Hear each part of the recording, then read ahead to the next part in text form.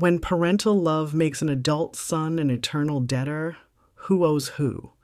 She protected him from the world, and now he blames her for his inability to stand on his own 2 feet. Is freedom really a gift when it's already cost a mother countless sleepless nights? He keeps asking to leave, but he comes back every single time things get tough. Would you be able to draw the line knowing it means loneliness for both of you? Beatrice woke to the faint smell of sagebrush drifting through the cracked window of her kitchen. The first light of dawn spilled gold across the Wasatch Range, painting the distant mountains in soft apricot and purple hues. She pulled the quilt tighter around her shoulders, listening to the quiet that filled her small home in Utah's eastern valley. For a moment, the world was as it should be, peaceful and familiar. But Beatrice felt a small tightening in her chest, a flutter of unease that she couldn't quite explain. Perhaps it was only the memory of a dream slipping away, or simply the creaking of the old house waking with her. She stood and padded into the kitchen, the wooden floor cool beneath her bare feet. The morning air was still crisp, carrying the scent of pine and the dust of last night's gentle breeze. On the counter, she poured herself a cup of coffee, strong, dark, and bitter, from the pot on the stove. As the steam curled into the sunlight, Beatrice closed her eyes and inhaled deeply. The rich aroma filled her senses. Memories of early mornings with her husband, long departed, and the comfort of raising a baby boy who had grown faster than she could hold. The robin outside, perched on the windowsill, chirped softly. Beatrice smiled when she recognized the little creature. When her son Milo was a child, she used to scatter crumbs for robins and sparrows in the backyard. She remembered gently coaxing him to come closer to watch them feed, his tiny hands trembling with excitement. That spring, she had taught him to be kind to a wounded bird. When a robin with a hurt wing took refuge on their porch, Milo had insisted on nursing it back to health. In those days, his laughter filled every corner of the house. Now the kitchen was quiet except for the ticking of the old cuckoo clock on the wall. She had bought it at a yard sale when Milo was in his first year of school. It had seemed an exotic treasure, a little piece of old-world charm in their modern life. The wooden bird inside still popped out on the hour, though less eagerly than it once did. On the fridge, a faded photo showed Milo blowing out candles on his 10th birthday. The phone's short buzz jolted Beatrice from her reverie. The clock read 7:02 a.m. She wiped her hands on her apron and answered the call. "Good morning, Mom," came the voice of her son Milo, sounding oddly subdued. "Good morning, sweetheart," Beatrice replied, trying to sound cheerful. "You sound tired. Everything okay?" There was a pause on the line, and then Milo forced a small laugh. "Oh, I'm fine, Mom." Just got up early to get a jump on the day. Beatrice's brow furrowed. On Sunday mornings, Milo would come by her house for breakfast. Usually pancakes with extra blueberries, his favorite. The day before, he had been talking about a meeting at work on Monday, something about a chance to pitch a new project. Today, however, there was no mention of pancakes or his usual oversized grin. "I was just checking that you were still coming over this morning," she said, trying to sound casual. "I can make your pancakes if you're hungry." A silence. Then, "Thanks, Mom, but I'm actually on my way out right now." "I'll swing by later, maybe around 11. I got a bit of an early start." Beatrice forced a smile she knew he couldn't see. "Oh, are you sure you don't want to stop by now?" "I was just making a pot of coffee and—" "I'm really sorry, Mom, but I'm late for a meeting. It'll just be too much of a rush. I'll see you around 11, okay?" He added quickly, "Don't worry about it." "I'm fine, really." The tone in his voice was clipped, hurried, as if he wanted to catch his breath. Beatrice felt a small knot form in her stomach. "All right, hon, but you know you're always welcome here anytime." She imagined he was tapping at his sneakers on the hallway floor, phone pressed between shoulder and ear, juggling keys or briefcase. He had been careful to sound reassured, but Mom knew him too well. She could hear the unspoken worry under his words. Still, she didn't want to pry. Not this early. "Okay, Mom." "Thanks." "See you soon," he said, and hung up before she could say anything more. Beatrice ended the call and stared at the phone in her hand. Her eyes moved to the counter. On a plate lay a heaping stack of blueberry pancakes, still warm, and a side of scrambled eggs. The butter softened and spread into rivers on the surface of the top pancake. It was exactly how Milo liked it. The kitchen felt suddenly hollow. She took a deep breath and placed the phone down. The plate of pancakes sat untouched. For a moment she just stood there, spoon in hand, watching the rising steam. In the silence, she remembered how he used to bound through the door as a boy, hungry from sleepovers at his friends' houses, and demand her special breakfast. She remembered the way he used to slam the door with a grin and say, "Mornin', Ma," without an ounce of worry in his voice. Those mornings felt like a lifetime ago. Softly, like a whisper to herself, she muttered, "I hope you're hungry, my dear." Then she slid a pancake into a warm oven to keep it from going cold. Outside, the sky grew brighter. The robin fluttered away, joined by its mate. Two little birds hopped through the empty bird bath on the patio, taking turns splashing in the shallow water. Beatrice opened the door to fill the bird feeders. The world felt fresh and new, as if anything could happen. She breathed in the scent of pine needles and damp earth, letting the cool air fill her lungs. She poured the rest of her coffee into a thermos.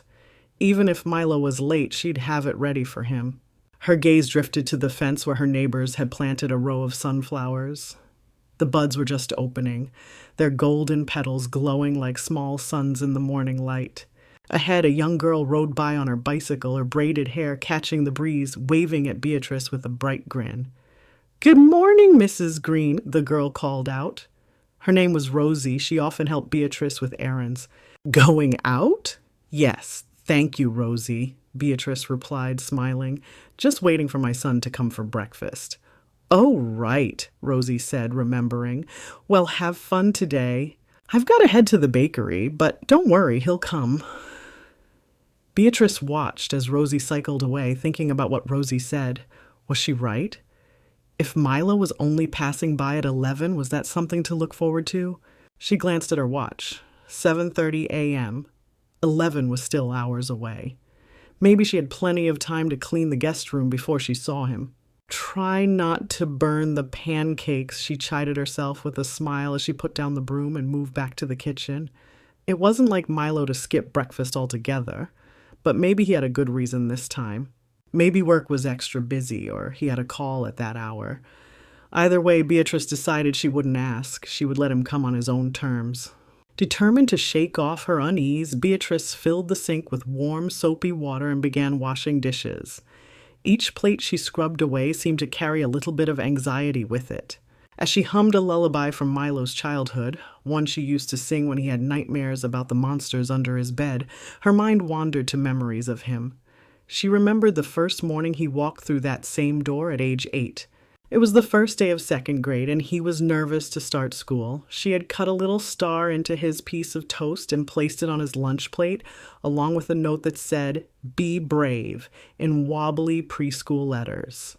That day, he ran out of the house without breakfast, but later she found a crumpled note in his backpack. "You were right, Mom. I was brave."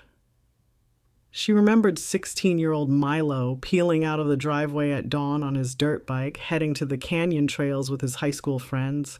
She had worried all day until he clomped back through the door, mud-caked and tired, but laughing as if the dirt never touched him. He had hugged her, thanking her for packing extra sandwiches. Time trickled on, and now he was 31, not a boy. Yet she felt the urge to smother him with the same love and protection she'd always given him.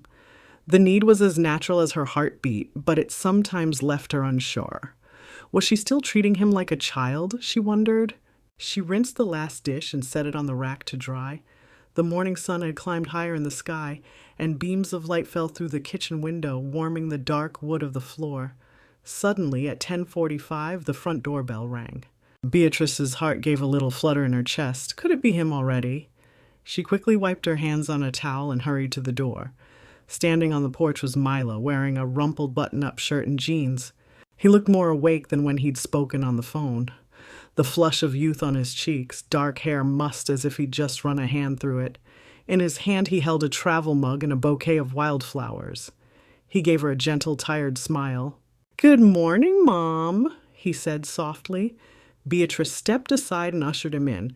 Good morning, Milo. You're up early. I thought you said you had a meeting. I did, but it got canceled, he replied, handing her the flowers. Thought I'd surprise you. He smelled of mint gum and early spring. She inhaled the scent of lilac and wild grass from the bouquet. Oh, you did. How thoughtful. She gave him a quick hug. She tried not to breathe in too deeply to mask any worry, but he was warm and solid in her arms, all grown now, but still her little boy at heart. Mom, are these pancakes burning? He asked, pointing toward the kitchen. The oven door was ajar, and the bright morning sun lit up golden steam rising from inside. Just keeping them warm for you, she said. Help yourself. She turned, gathering the plates and some fresh blueberries. Milo laughed quietly. I never should have teased you about making so much food. You always insist on cooking like I'm 5 years old. You always hated it when I made too much, Beatrice teased back, trying to lighten the mood. Better safe than hungry. You were always the type to skip a meal when you were caught up in something. They moved through the kitchen together. She served him 2 thick pancakes with melted butter and blueberry syrup. He sat at the table, practically inhaling his food, and this small normalcy soothed her a bit. They sipped their coffee, Milo from the thermos she filled, and she from her favorite chipped mug that bore a faded picture of golden poppies. For a few minutes, they ate in silence, listening to the cuckoo clock in the hall chime 10 o'clock. How was your meeting? She asked, sitting down across from him with the plate of eggs and toast she had prepared for herself. Milo paused mid-bite. He avoided her eyes as he took another forkful. It was fine. The client had to postpone, so I just came here. He cleared his throat, looking thoughtful. Actually, I might try working on that project proposal later today. Beatrice smiled. That's great, darling. You should. Your ideas are always so good. I know you'll impress them. Milo's eyebrows lifted as he gave her a grateful look. You think so? Of course, she said. You're smart and creative. More than they realize over at Kavanaugh and Company. He nodded and went back to eating. For a moment, the kitchen was quiet except for the clink of cutlery and the ticking clock. Milo had always been a gracious eater like that. It made the morning cozy and ordinary. From the corner of her eye, Beatrice saw the robin return to the bird bath outside, frolicking in the water. She remembered how one summer, after a rainstorm when the roads were flooded, she and a wet, muddy Milo had tried to rescue tadpoles from a ditch, carrying them in a jelly jar and placing them in the bird bath, turning it into a temporary pond. Milo had insisted the tadpoles needed a safe home. When one day all the tadpoles turned into frogs, he was devastated and cried. Not for the loss, but because he knew it was time to let them go. Beatrice found the memory soothing. You always had such a gentle heart, Milo. She watched him as he took another bite, the sunlight curling around his face like a halo. I remember when you used to cry over things like that. I used to worry too much. Think of all the painful things I told you I'd protect you from. Maybe I was wrong to shield you so much. Milo swallowed and studied her with calm eyes. I remember, Mom. You helped me face a lot of scary stuff. And sometimes I got mad when you didn't let me figure things out on my own. He paused, then said quietly, I do remember. Beatrice's heart skipped. What do you mean, sweetie? He set down his fork and laced his hands together on the table. It's just, I had a really rough week.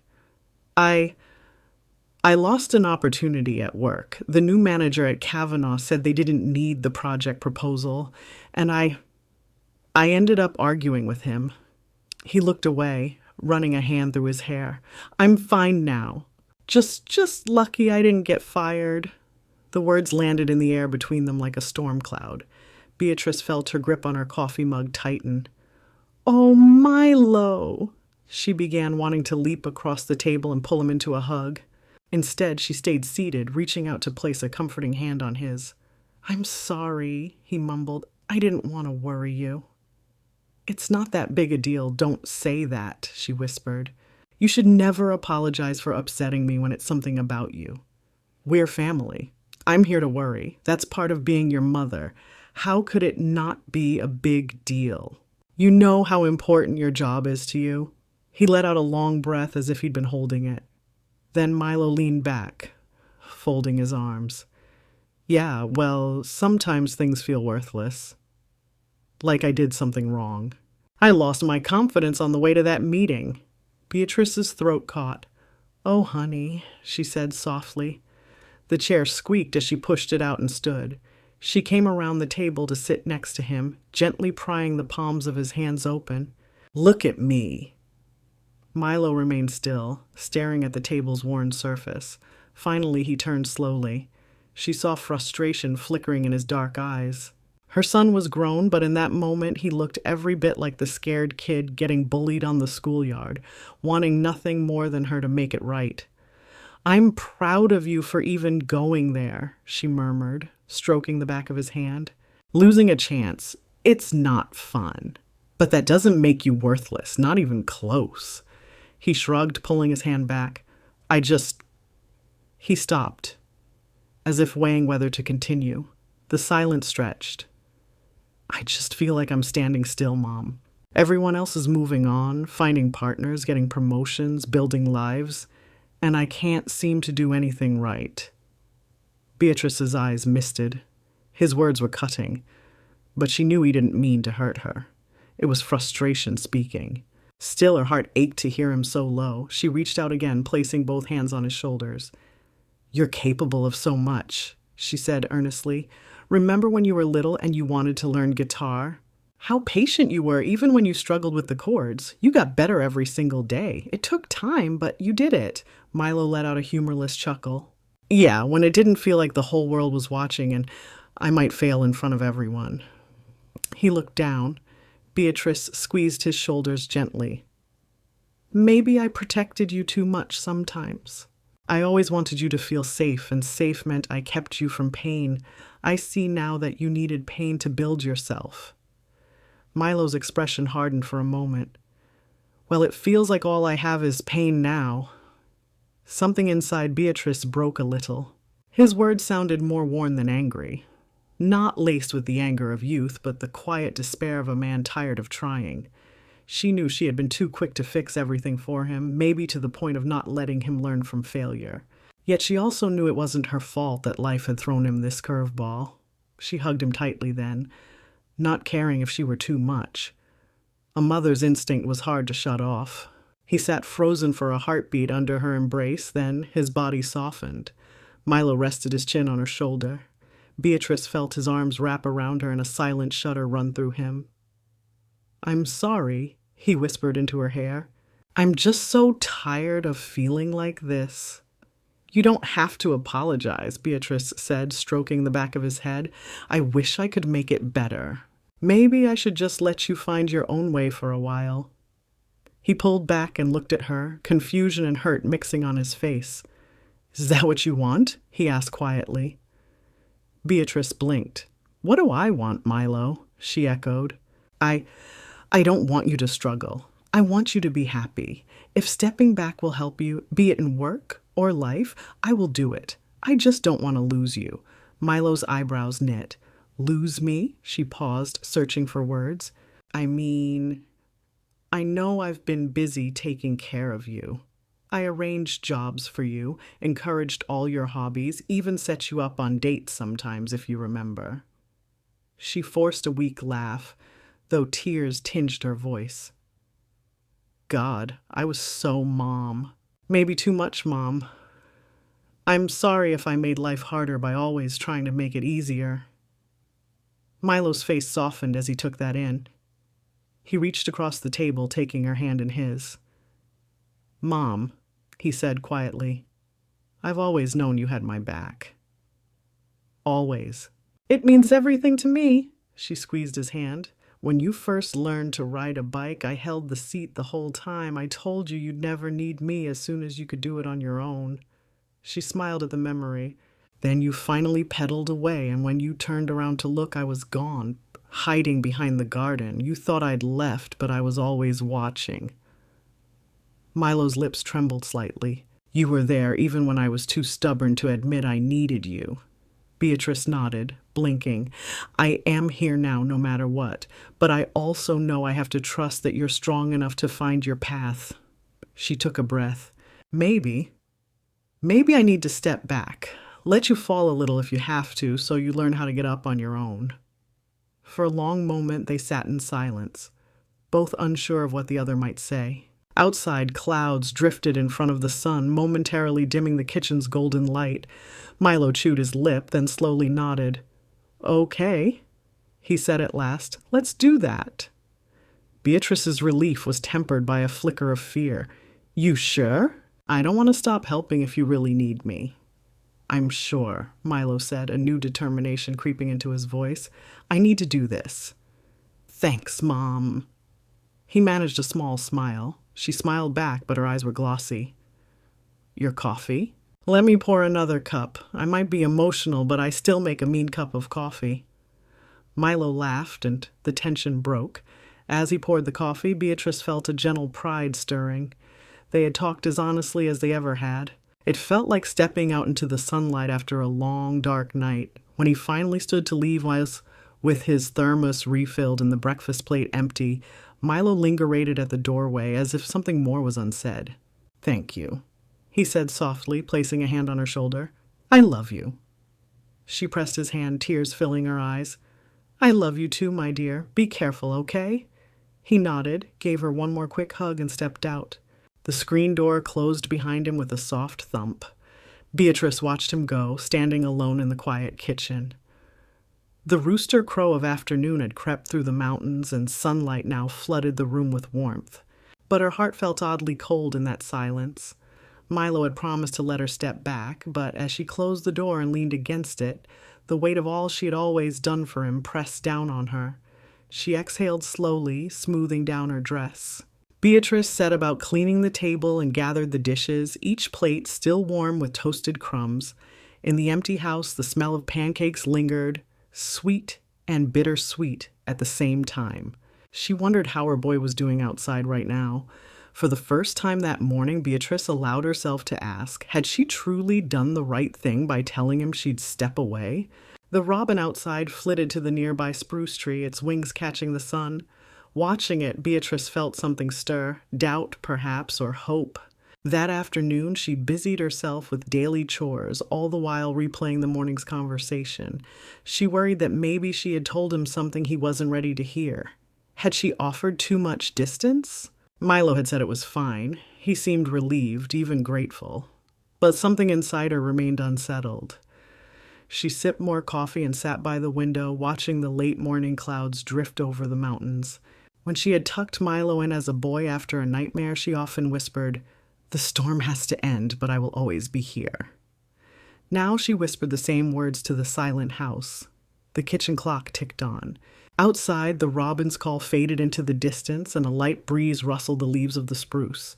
Beatrice stood and stretched, then went to her small herb garden on the back porch. She clipped sprigs of thyme and rosemary to dry for the evening stew. Each snip of the shears seemed to echo. Change was in the air, subtle but real. Milo's words from breakfast kept echoing in her mind. "Maybe I protected you too much." He had said it so kindly, almost understood, but that phrase, "protected too much," hit her like a cold splash of water. She felt a lump in her throat, as if the toast of comfort she had always offered had burned on the way down. How could he think that of her? Was it too late now to fix what she had broken? She squeezed her eyes shut, letting a tear escape. The hurt in his voice played over and over. She recalled the day he had left home for college. He hadn't said much, but she had stayed at the door until his car disappeared down the road. He looked so small from the street in his graduation cap and gown. She had waved and then sprinted to the porch just as he turned back, smiling, thinking she had a surprise for him. But he saw only her standing there, and he waved goodbye without a glance. That night, she had lain awake picturing him out in the world, facing decisions on his own. Now it seemed that night was coming true in painful ways. With a shaky breath, Beatrice reached out and touched the faded photograph of 10-year-old Milo on the fridge. The dinner gravy spilled in the corner of the photo, but hadn't dulled his shining eyes or that fearless grin. "What have I done?" she whispered. The afternoon sun was high now, and a thin shaft of light touched the photo. A scarlet amaryllis bloomed in her memory, even as a chill wind blew at her door.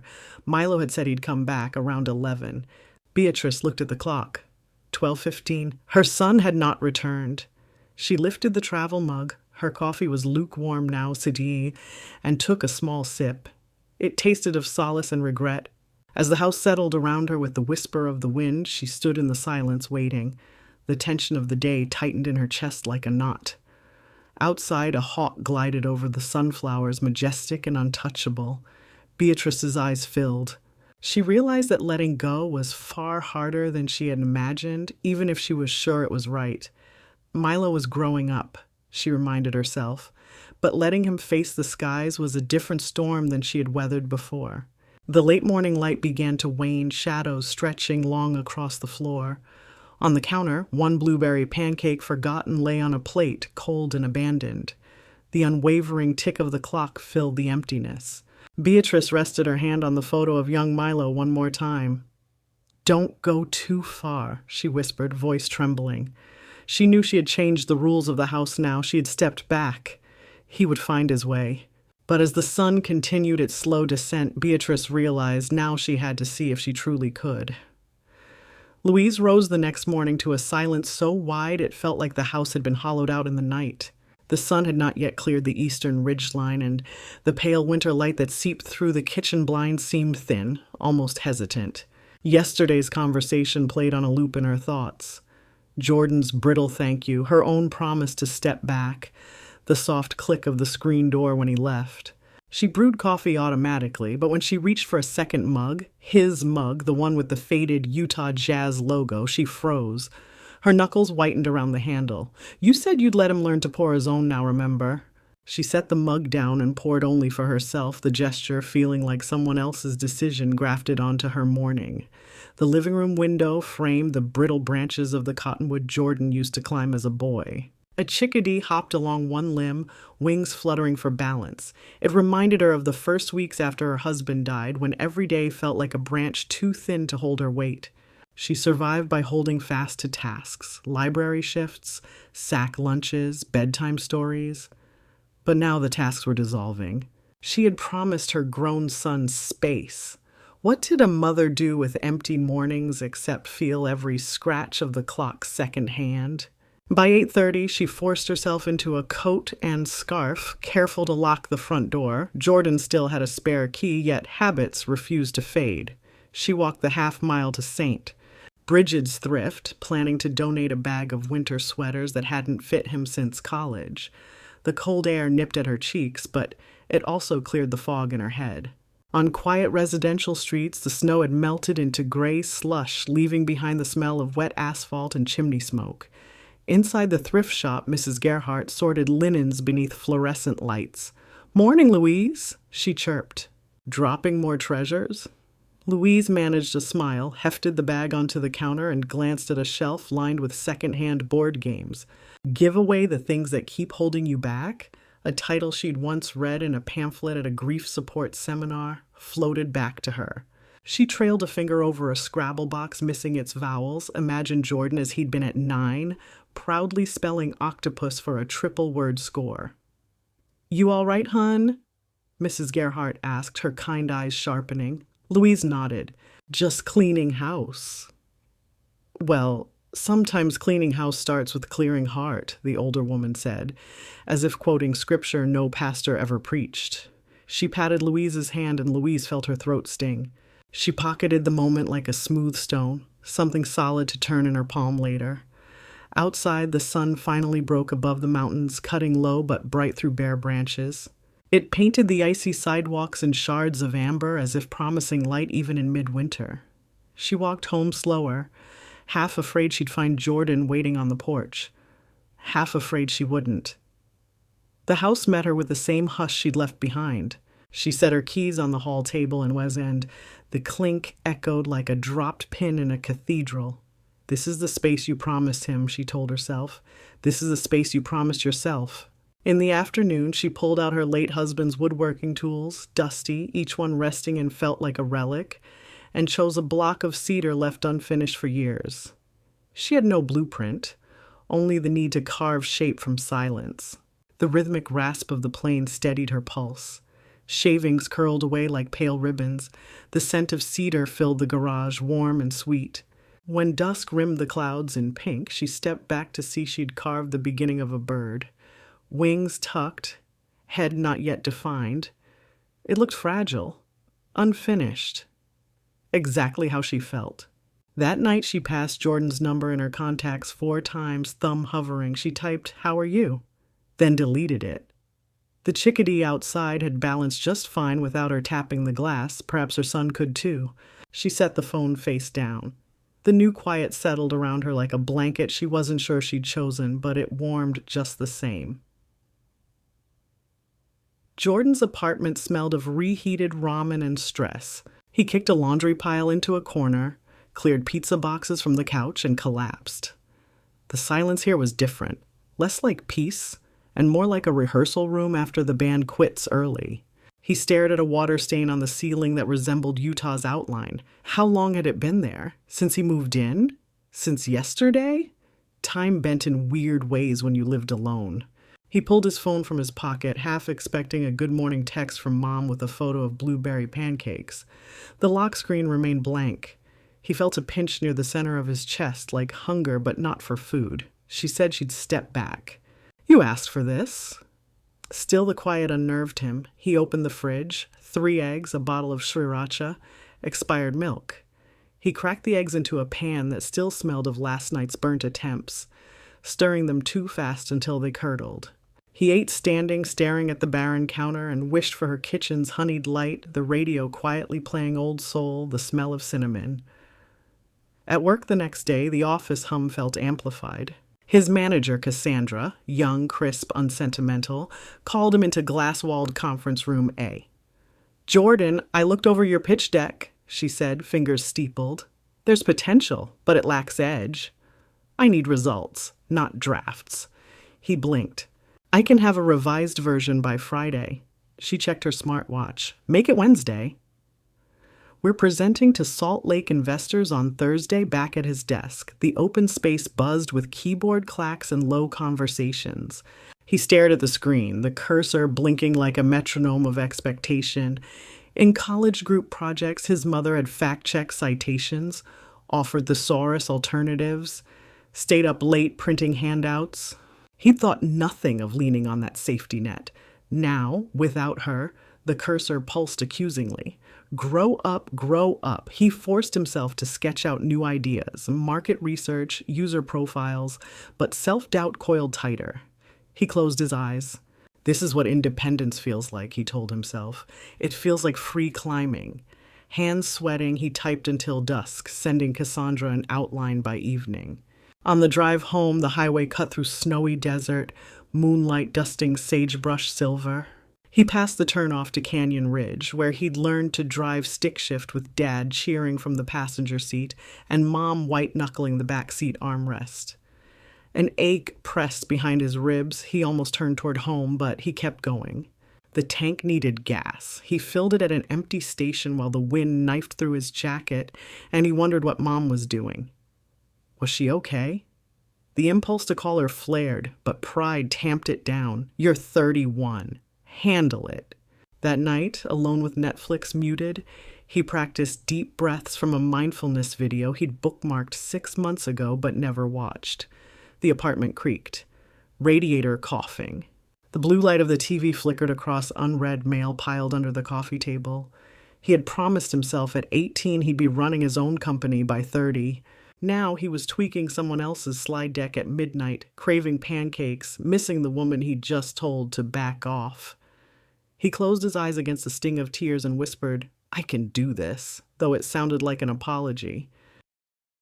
Louise attended Wednesday choir rehearsal for the first time in weeks. The church's fellowship hall smelled of lemon oil and hymn books. Notes rose, bright and imperfect, as Reverend Porter tested new harmonies on "His Eye is on the Sparrow."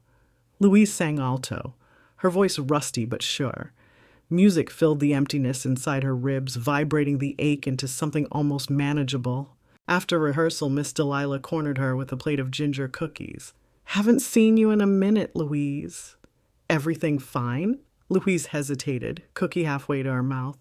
Growing pains, she said, then surprised herself by laughing. Actually, maybe letting go pains. Miss Delilah's eyes, soft brown, no judgment, nodded. Children think moms come with chains, but we come with springs. We hold, then we let go. Bounce back if they need us. She squeezed Louise's arm. So hold yourself for a spell, honey. At home, she found a voicemail from Jordan. Hey, Mom, just wanted to, tell you I'm okay. Work's busy. Love you 10 seconds, clipped, but it felt like a sunbeam through frost. She replayed it twice, then saved it. That weekend, she dusted the library where she'd worked 30 years, now retired. The new head librarian had invited her to lead a Saturday story hour. Children gathered on beanbags. Louise read The Snowy Day, voice soft, arms wide. A tiny girl with braids asked if snow felt like cotton candy. Louise chuckled. Colder and it disappears on your tongue. She watched the children's faces shimmer with wonder and thought, maybe I'm not just a mother. Maybe I'm still a librarian, a storyteller, a woman who can plant new chapters.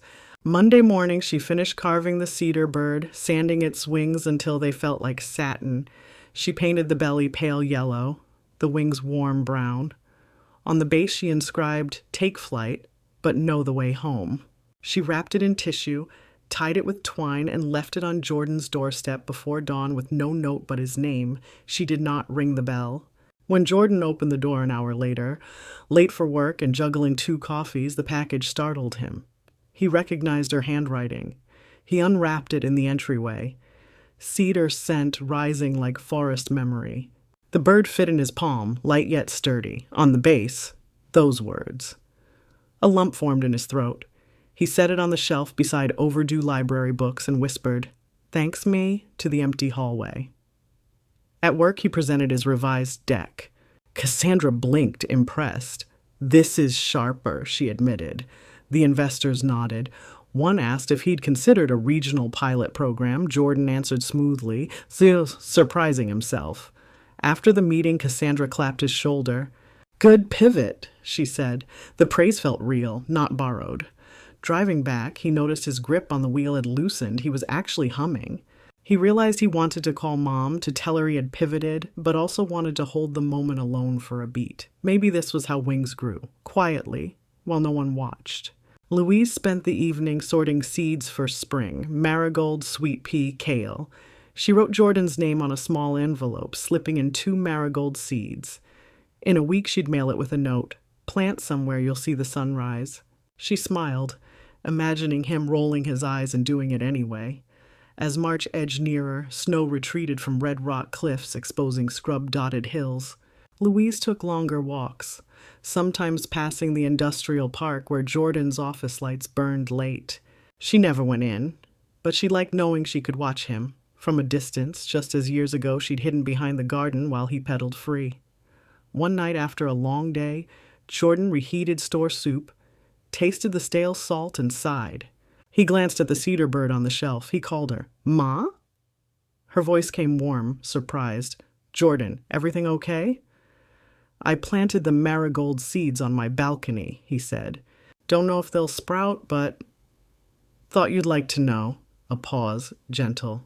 Sprouts don't worry about the desert. They worry about light. He laughed, feeling 6 again. Guess I'll keep watering. They talked 10 minutes. No advice, just trading small joys. Her choir's new hymn, his surprise compliments at work. When they hung up, Jordan stood on the balcony, breathed the cool air. The night sky arced overhead, a book full of silence and possibility. Louise, setting her phone down, felt something click into place, like a bead sliding along a thread. The house remained quiet, but the quiet no longer rang hollow. It sounded like space being held open for a future neither of them yet knew how to name. 2 weeks into March, ice withdrew from gutters, and the valley's air tasted of wet iron and thawed soil. Louise noticed the change first in the library parking lot, tiny green spears nudging through seams in the asphalt, delicate yet defiant. She knelt, fingers brushing the fragile shoots, and thought of Jordan's marigold seeds still cradled in cold balcony dirt. New life did not await perfect conditions. It insisted on its own timing. Inside, Saturday Story Hour transformed into something larger. Word spread that the retired librarian carved wooden animals for every child who finished 3 books. Parents lingered, offering coffee, gentle gossip, even tentative friendship. Louise accepted, but never fully unclenched until she returned home and locked the quiet behind her. In the hush, she sanded cedar offcuts into small birds, each wing a whispered prayer. Fly, but remember the way back. One afternoon, while rearranging the bird bath stones, she heard a rustle in the juniper hedge. 2 robins, bright rust bellies, black caps glistening, peered at her, as though assessing vacancy. She chuckled and stepped away. Within minutes, they fluttered down, scuffing leaves into a nest shape. Tenants, she mused, surprised by how welcome the word felt. That night, Jordan called. She silenced the ring twice, letting the machine pick up. His recorded voice sounded hurried. "Hey, Ma. Hope you're good. Big week. Call you tomorrow." She listened from the hallway, coat still on, conflicted. Pride in his busy cadence, ache at the cautious question mark. The next morning she allowed herself to answer. His hello carried static from a moving car. "Driving and dialing," she scolded gently. "Bluetooth, promise." He chuckled but quickly turned serious. "Ma, quick thing. My rent's jumping next month." "I can cover most, but if you could float—" He exhaled into the request. She pinched the bridge of her nose. "How much?" "Just 300. I'm pitching for a raise in April. I'll pay you back." Old reflexes surged. She could wire it today. Cushion him before worry hatched into shame. Yet her vow to step back pulsed louder. She pictured the robins weaving their own shelter. "Jordan," she said carefully, "I know you can find the funds." "Sell that old amp? Freelance logo designs?" Silence filled the line, heavy as snowpack. Finally he sighed. "Okay, I'll figure it out." No blame, just a thud of disappointment. She almost recanted, but the silence felt like ground he needed to stand on. They changed subject. Weather, her choir's upcoming Easter cantata, talk gentle but edges frayed. When the call ended, Louise set her phone beside the carved cedar bird she planned to raffle for the library fundraiser. She traced its smooth beak and murmured, "Hold steady." Outside, the robins continued their frantic weaving. Jordan stepped into the elevator of Kavanaugh and Company, clutching a bullet point index card. His pulse fluttered against his collar like a moth. Today's pitch determined whether his pilot app moved to full backing. Cassandra eyed him across the glassed-in bullpen, tapping her pen in quarter-note impatience. The meeting blurred. He heard himself speak of user engagement, of geo-fenced coupons for local businesses, of projected revenue arcs that looked like foothills climbing toward profit peaks. Investors nodded, scribbling. Yet halfway through, the words strangled. He saw Tara's ring still in the dish by his sink, the rent letter glaring red, his mother's quiet refusal echoing. Pressure throbbed behind his ears, sweat pooled at his spine. He gulped water, forced a smile, pushed on. Afterward, Cassandra cornered him by the coffee machine. "Solid delivery," she said, yet her brow creased. "But in Q&A, you stalled on cost per acquisition. Investors notice hesitation." He swallowed. "I'll tighten numbers." "Good." "And Jordan," her tone softened, "we're all under strain. Pace yourself." She handed him a cashew protein bar, the small gesture dissolving his practiced composure. He mumbled thanks, retreated to his desk, and stared at the cedar bird perched on his monitor stand. "Hold steady," the grain seemed to whisper. That evening he pawed through storage, posting his vintage amp online, $250 OBO. Within an hour, a college kid offered $220. Jordan hesitated. Memories of garage band Saturdays, his father's proud thumbs up, but clicked accept. The sale plus freelance logo tweaks for a friend's coffee truck covered rent bump. He texted his mom handled, no emoji, just the word. She responded an hour later. "Proud of you. How did it feel?" He started to type like ripping off a Band-Aid. Deleted, then sent like a step. She replied with a robin emoji and a seedling. He smiled. The first unforced grin in days, but progress twisted. 2 nights later, Tara's contact photo lit his screen, curled hair, Lake Day freckles he hadn't heard from his ex-fiancée since Christmas. He answered, heart ricocheting. Jay, hi, her voice tentative. Are my sketches still on your tablet? I need them for grad submission. He promised to email files. Before hanging up, he blurted, How are you? A pause. I'm good. Learning boundaries, she said, gentle but armored. I hope you are too. She wished him luck, and the call ended with the soft click of doors closing. Ones he once expected would open to a shared future. Jordan shut his laptop and sat in darkness lit only by city glow filtering through blinds. He pictured Mom's house light, warm against the night. He wanted to drive there, bury grief in cinnamon and hymns. Instead, he brewed chamomile and played quiet chords on an unplugged guitar, feeling the absence of amplifier thunder.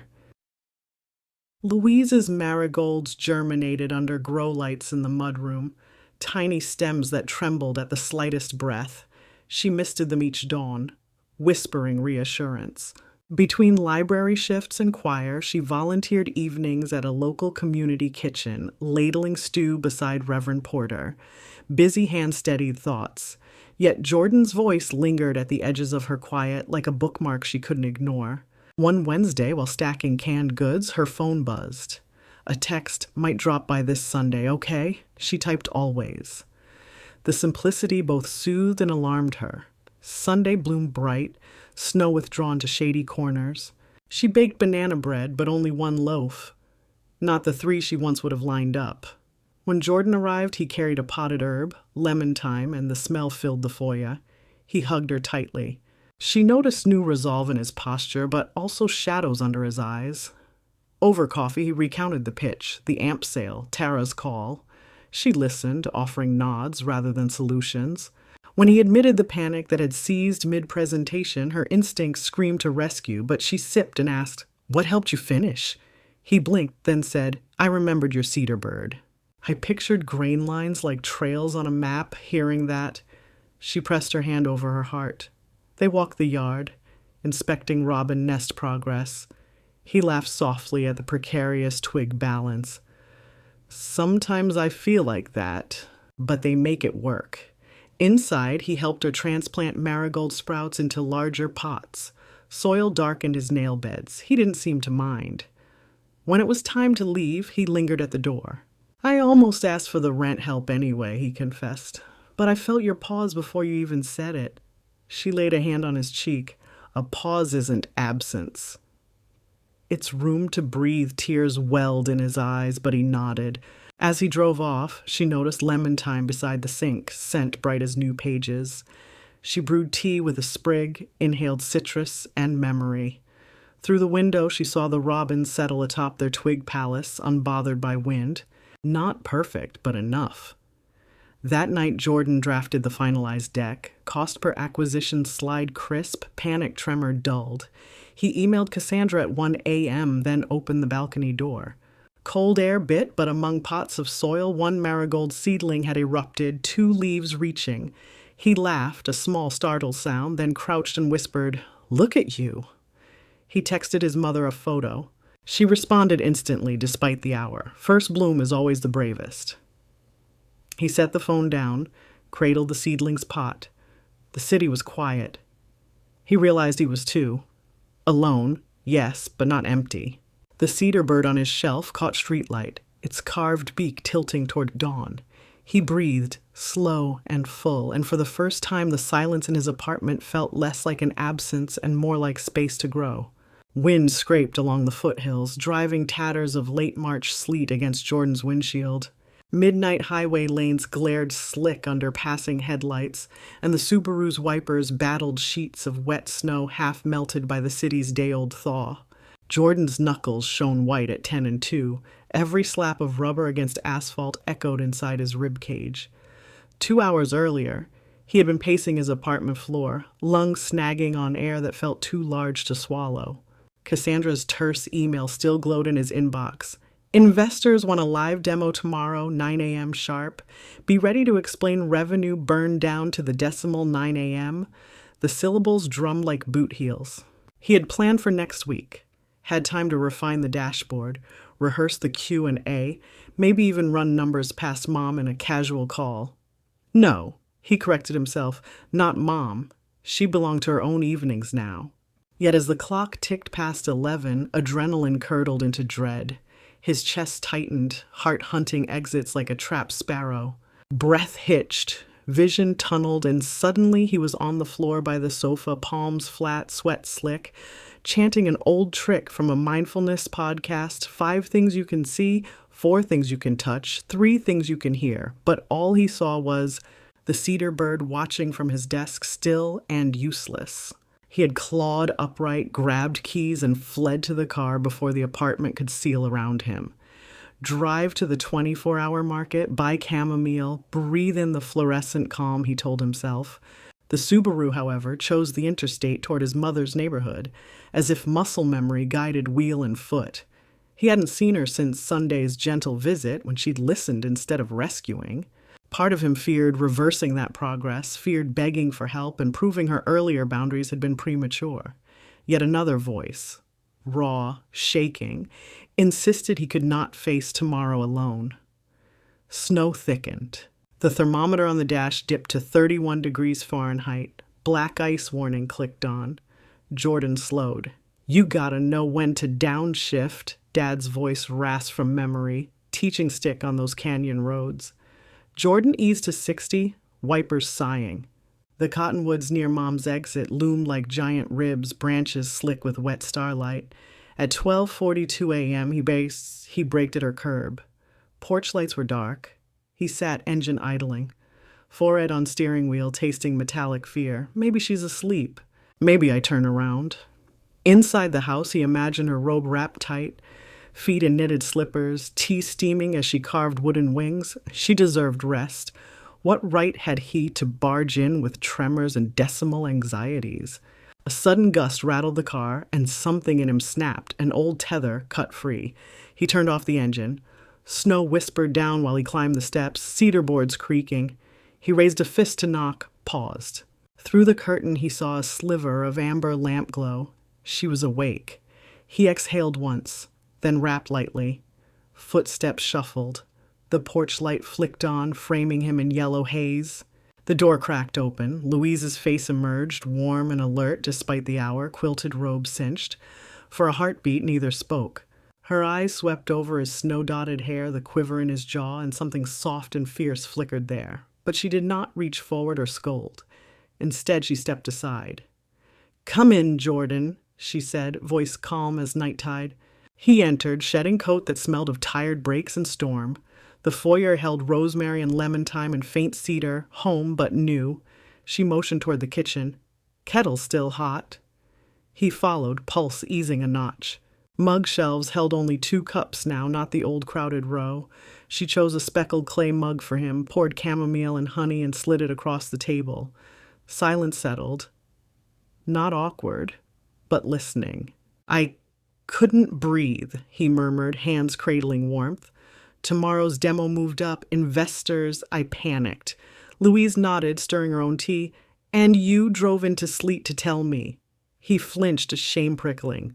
"I know you're letting me handle things." "I'm letting you try," she corrected gently. "Doesn't mean I can't hear you." She waited, giving the room back to him. Steam curled between them. He gripped the mug. "I did breathing exercises, sold the amp, fixed rent. But tonight..." He inhaled raggedly.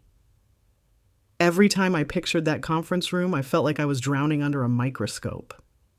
She listened, eyes steady. "What are you afraid will happen?" "That I'll choke." Numbers blur. Investors see weakness. Company drops the project. Cassandra regrets giving me a chance. His shoulders sagged. "And then I'm back to 0. Louise tapped the table once. Subtle metronome. "Sounds like the stakes feel larger than you." He met her gaze, surprised. "Yeah." She leaned back, robe sleeve brushing time pot on the sill. "When I started Story Hour again, I feared forgetting lines, losing children's trust. I practiced with an empty room, but the fear stayed. Then I realized, stories aren't about me. They're about the kids hearing them." She shrugged. "Your demo isn't about your worth." It's about the solution investors need. Jordan absorbed that, shoulders loosening, but panic's aftertaste lingered. I still don't know if I can sleep. Louise hesitated. Old instinct to fix Ward with new respect for his autonomy. She reached for a small carved box on the counter, opened it, and removed a cedar disc the size of a pocket watch. Etched on one side, a robin mid-flight, on the other, breathe, then speak. She slid it across. Hold this. It smells like the garage, like making things slowly. He turned the disc, thumb brushing grain. The cedar scent grounded him. Breathing steadied further. Can I crash here? He asked, voice small. Louise swallowed. Her guest room had been storage since she started donating old belongings. Yet she nodded. Sheets are fresh. She paused. We'll set an alarm for 6. You can rehearse at the table. I'll make oats. But you drive yourself, Jordan. I won't sit in the lobby. Emotion rippled through him, relief and the sting of independence. Fair.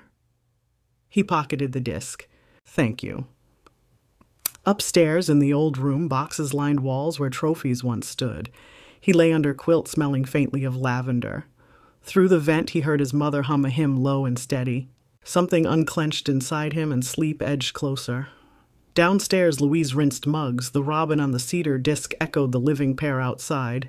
Boundaries meet breath, she thought. She set her alarm. Heart calm yet alert. She had offered shelter without erasing his task. That felt like love grown mature, not rescue, but refuge. The alarm's chime lifted Jordan from a dream of blank slides and melting fonts. He woke, heart thumping, but clear. Sunrise painted the room pale rose, curtains breathed with each draft. On the nightstand lay the cedar disc. He inhaled its forest scent, centered. Downstairs, the aroma of cinnamon oats mixed with brewing coffee. Louise stirred the pot, radio murmuring classical strings. She wore slacks and a green cardigan, not robe, a subtle signal, morning, not emergency. Shower's free, she said. Eat after. He nodded, grateful. In the bathroom mirror, toothpaste foam framing tense lips, he studied himself. 31, yes, but eyes young, searching. He repeated her mantra. The demo isn't about me, it's about the solution. He stretched, rolled shoulders, and pictured marigold seedlings braving balcony drafts. At 7, he sat at the table, laptop open, oats steaming. Louise set honey jar and left him, retreating to porch to feed robins. He rehearsed his pitch aloud. Metrics, time frames, pivot scenarios. Twice he stumbled, cedar disc cooling in his palm. Each time he breathed, then spoke, the words smoothing. Louise returned with 2 cups of mint tea. You're timing at 14 minutes. Need 12, he said. Cut the origin story, she suggested. He hesitated. He loved the origin story. Yet he trimmed it, slid seamlessly to value proposition. 12:10. Better. At 8:15, he zipped laptop into worn messenger bag. Hands trembled. She handed him a thermos of green tea and met his gaze. You've done the work. Go share it. He breathed shuddery gratitude. Thanks, Ma. He reached for a hug. She stepped into it, holding firm but brief. You got this, she whispered. He left, frost crunching under dress shoes. In the driveway, he hesitated, turned. She stood in doorway, not waving, just steady presence. He nodded, got into the car, and drove. Louise exhaled, closing the door. Her palms tingled with reverberation of the hug, a connection neither clung to nor released too soon. She cleaned dishes, humming, His Eye is on the Sparrow. Later, she would lead carving class. Tonight, choir rehearsed final harmony. Life pulsed with her own rhythms again. Jordan parked outside Kavanaugh and Company, icy wind tugging his coat. Inside, the conference room's glass walls reflected fluorescent glare. Investors filed in. 3 men, 1 woman, crisp suits. Cassandra greeted them. Her quick glance found Jordan, offered a nod. He plugged in laptop, heart racing but contained. He fingered the cedar disc in his pocket. Breathe, then speak. Slide deck opened. He began, clear, measured. He skipped origin anecdote, diving into market segmentation. Investors leaned forward. Halfway, someone challenged projected user retention. Pulse spiked. He inhaled Cedar Forest Porch Dawn and answered, referencing pilot survey data. Confidence steadied. 12 minutes later, final slide glowed. Silence hung. Then the woman in teal blazer smiled. Succinct? I appreciate the lean approach the tallest man asked Cassandra about next milestones. She outlined budget, then looked to Jordan. Jordan leads dev. He'll coordinate beta within 6 weeks. Agreement murmurs followed. They ended with handshakes. Cassandra squeezed his elbow outside. You nailed it. We moved forward, elation flooded him, tinged with disbelief. He ducked into a stairwell, texting Mom, demo done, investors on board. 3 exclamation points. She replied with 1 word and a robin emoji, radiant. He laughed aloud, echoed in sterile stairwell. He thought of driving straight to her house, pancakes, celebration, but paused. This win was his work, supported, not carried. Instead, he drove downtown for a gift, a small glaze pot and a packet of marigold fertilizer. Louise read his text while shelving new arrivals in the library. Joy fizzed up, surprising tears. Miss Delilah caught her wiping eyes. Good news? She nodded, voice thick. My boy's flying. Delilah beamed. Look at you, Mama Bird. That afternoon, carving class buzzed with sanding blocks and children's laughter. Louise guided a shy boy shaping a clumsy cat, patience molded wood and child alike. She felt energy flow rather than drain, another proof of balance. At dusk, Jordan's car rolled up. He entered carrying the ceramic pot. For your porch, Robbins, he said. Marigold soil boost, she chuckled. I'm bribing my tenants, They brewed tea, sat on the step as sunset blushed mountains. He described the demo. She asked thoughtful questions, not leading. Pride warmed both. It felt different, he admitted. Like I owned my nerves. He tapped pocket. Your cedar helped. She smiled at Robin Pear swooping overhead. You helped. Silence settled. Companionable. Finally, he said, Mom, I'm sorry for all the times I blamed you for my stalls. You gave me wings, I just forgot to use them. Tears welled. She blinked them back. I may have patted the nest too long, she murmured, but nests aren't prisons, just starting places. They sat until the horizon bruised indigo and stars pricked through. In the hush between day and night, boundaries shimmered, visible yet gentle, like light threads connecting branch to branch. Jordan rose. Early dev meeting, I'll head out. She hugged him. Longer this time, no rescue, just shared gravity. Proud doesn't cover it, she whispered. Love you, Ma. Love you. She watched taillights fade, felt neither hollow nor anxious. Instead, a quiet pulse. The rhythm of 2 lives finally breathing in time, separate but tuned to the same key. Inside, she placed the marigold fertilizer on the counter beside the cedar bird, both small tokens of mutual growth.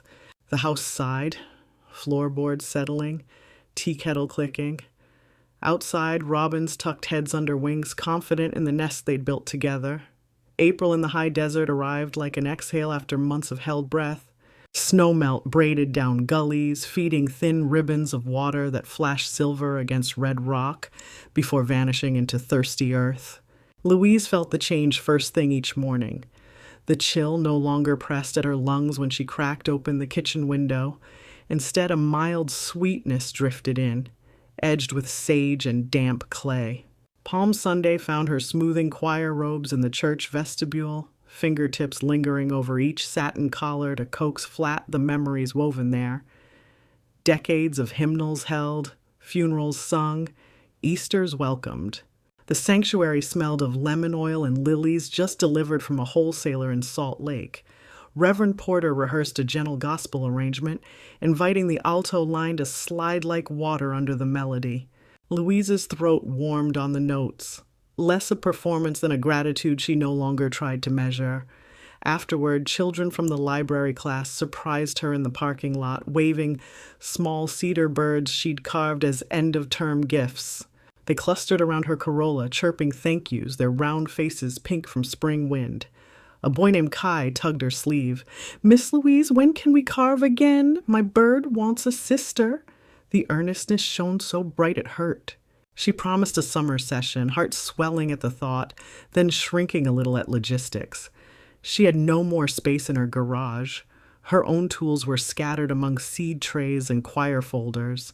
That evening she brewed lemon thyme tea, sat at the dining table now cleared of permanent clutter, and sketched plans. Maybe a pop-up workshop at the community center. She reached for her phone to text Jordan, then paused. Let him have his Sunday.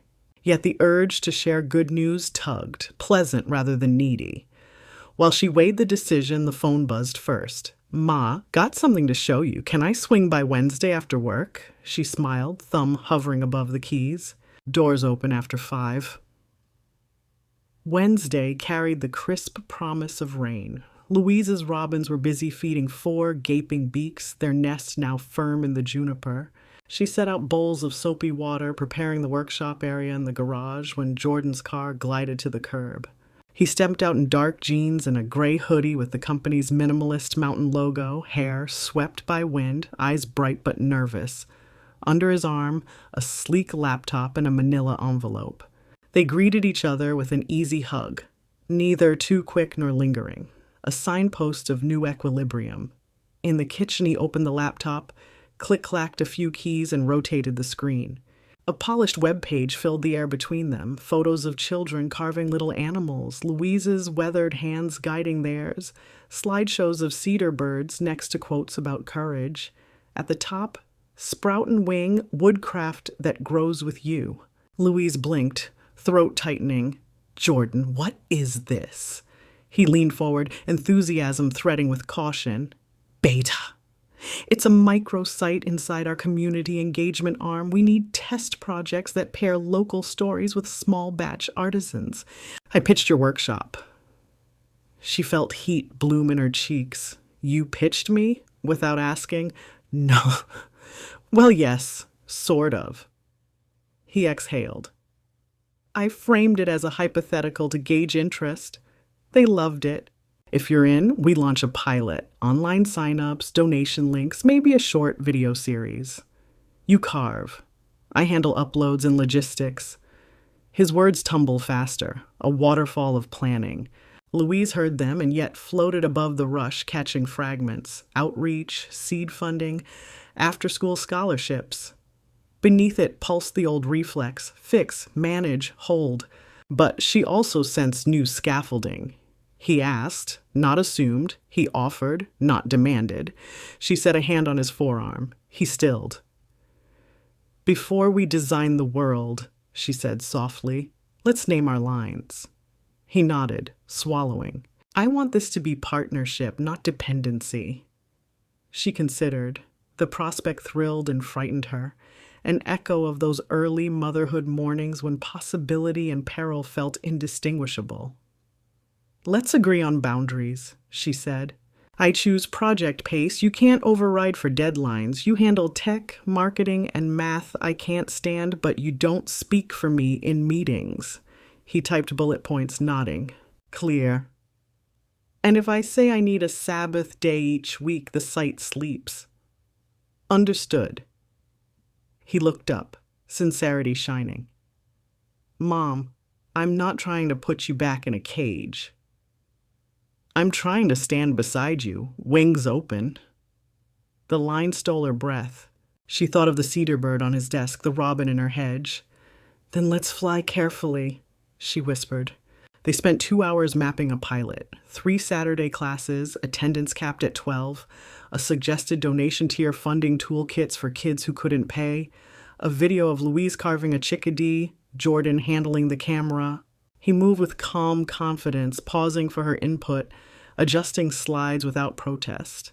At 8:30, they ordered Thai takeout, laughing when the delivery driver mistook the juniper nest for yard decor. Over dinner, Jordan slid the manila envelope forward. "Last piece," he said. Inside lay a check, reimbursement of the $300 he'd never borrowed, plus interest from a freelance logo job. "Symbolic debt clearance," he said. "Fresh slate," Louise traced the inked numbers, emotion humming. She tucked the check back. "I choose to reinvest," she said, smiling. "Seed money for Sprout and Wing." He grinned, relief softening into gratitude. Holy Saturday dawned pink gold, a hush before celebration. Louise woke early, pulling on jeans and a flannel, her mind ticking through last details for Easter sunrise and the first film carving session scheduled just after. She mixed shortbread dough, camera-friendly, she joked to herself in case the children's parents needed a snack break, and set it to chill. 9 o'clock brought Jordan with camera gear and 2 cups of lavender maple coffee. "Investor meeting thing went final yesterday," he told her, balancing tripods. "Pilot app gets green light Monday." Excitement laced his exhaustion. Dark crescents rested beneath his eyes. "Long week?" she asked, handing him a butter knife for staging props. "Longest, but good." He hesitated. Tara sent congrats. It felt finished, in a healthy way. Louise squeezed his elbow. "Chapter's closed, so new one's open." They set up in the garage, workbench cleared, cedar blanks arranged like silent recruits. Jordan adjusted lighting, cords zigzagging over concrete. Louise breathed piney sawdust, palms steadying on the familiar grain. Children arrived with parents trailing gratitude and mild apprehension about sharp tools. Louise's voice floated, warm, instructive. She guided tiny thumbs away from blades, taught the slow patience of shaving curves. Jordan filmed unobtrusively, capturing flecks of wood catching sunlight like sparks. Mid-class, a boy sliced his finger, a shallow cut. Tears welled but didn't fall when Louise murmured, "Pain teaches respect." She cleaned the wound, taped a neon bandage, watched Jordan zoom close on the kindness in her hands. The boy returned to carving, proud of his bravery. Louise felt a pulse of recognition. She too was learning to respect the delicate edge where help meets harm. After goodbyes and sweeping chips, Jordan replayed footage on the laptop. The image of Louise leaning over a child, sawdust in her hair looked luminous. He turned the screen. "You look like you're carving the air itself," she laughed. "Camera lies nicely." While files uploaded, she stepped into the yard to stretch. The robins chirped from the juniper nest, hatchlings now fuzz-covered, eyes still sealed. Louise marveled at their quick growth, life demanding expansion over caution. She returned inside to find Jordan frozen, phone pressed to ear, shoulders rigid. "What's wrong?" He covered the receiver. "Cassandra. Investor wants live beta Tuesday, not Wednesday. She's asking if I can finalize UI changes by Monday night." Panic flickered behind his eyes.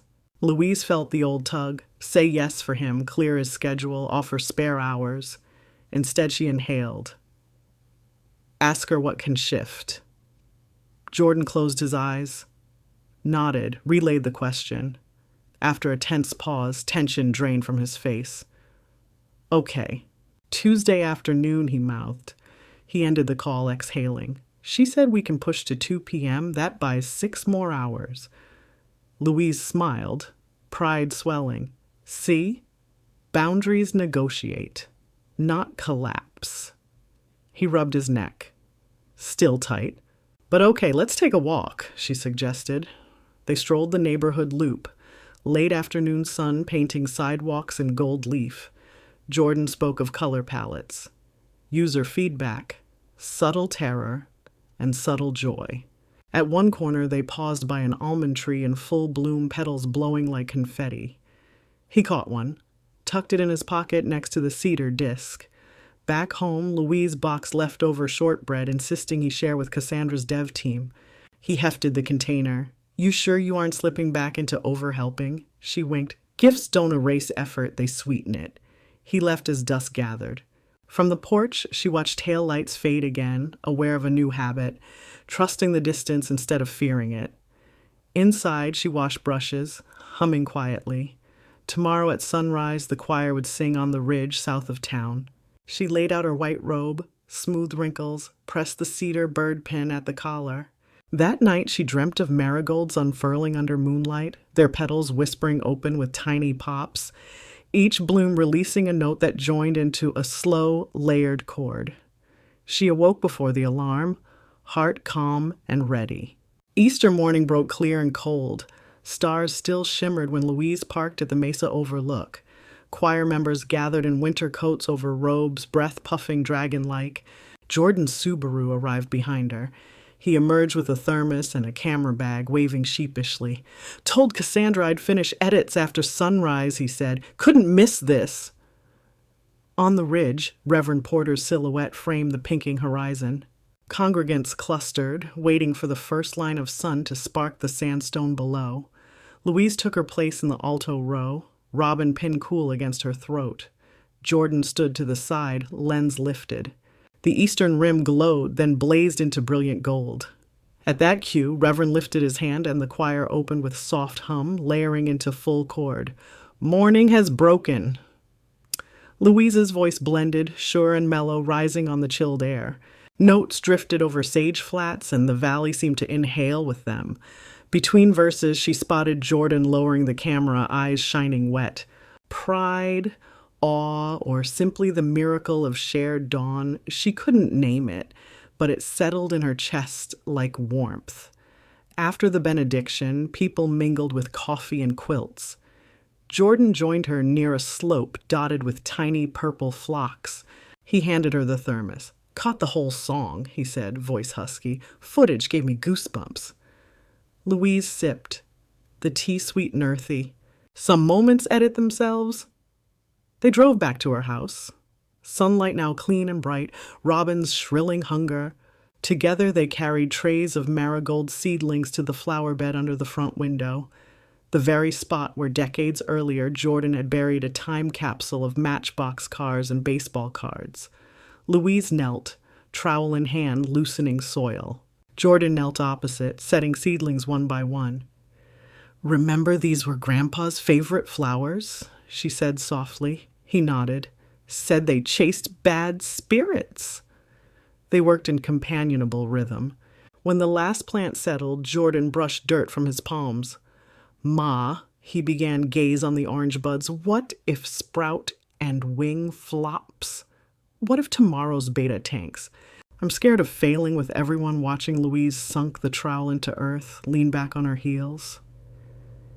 "Do you know why marigolds thrive in desert gardens?" He shook his head. "They give more than they take. Their roots exchange nutrients with the soil, and their scent wards pests. But their petals scorch if they don't drink the morning dew. Balance." She met his eyes. "You're allowed to drink what you need. Fear's part of growth. Transparency keeps it from turning to rot." He exhaled, tension easing. "If Tuesday goes sideways, I'll tell the team." "Adjust." "Try again." He paused. "And if I need help, I'll ask, not demand." She nodded, pride swelling. "And I'll listen, not rescue, unless you request the rope." He laughed, the sound bright. "Deal." They stood, surveying the neat row of seedlings. A breeze stirred, carrying the first sweet hint of warm months ahead. The robin family chattered, hatchlings now peeping over the nest edge.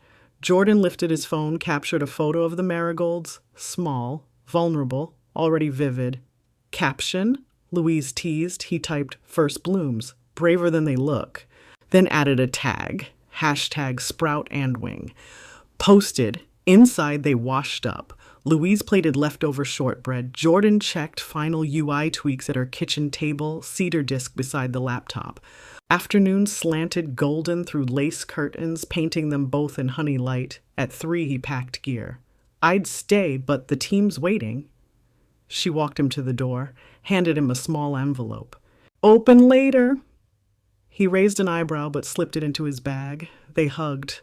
Long enough to charge hearts, short enough to keep wings free. "Love you, Ma." "Love you more, Jordan."